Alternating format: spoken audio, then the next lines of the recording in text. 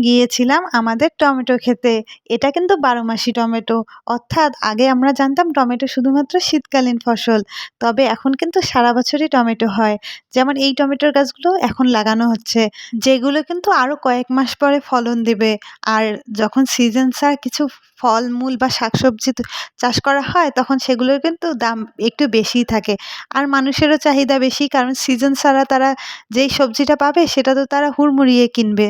আর এখানে যেভাবে পলিথিন দিয়ে ঢেকে পদ্ধতিটা দেখতেছেন, এতে করে কিন্তু আশেপাশে কোনো ঘাস জন্মাবে না। শুধুমাত্র গোড়া থেকে কিছু ঘাস জন্মালেও সেটা তুলে ফেলা হবে। আর কষ্টও করতে হবে না, টমেটোর ফলন ভালো হবে।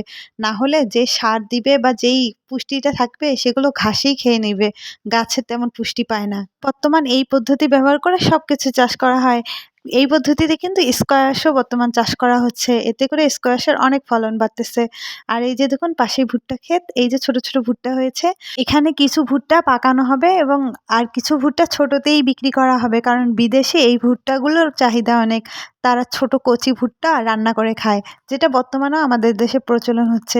এছাড়াও যেগুলো ভুট্টা পরিপক্ক হয় না সেগুলো দিয়ে সুইট কর্নও বানানো হয়। কেমন লাগলো আমার ভিডিও জানাবেন।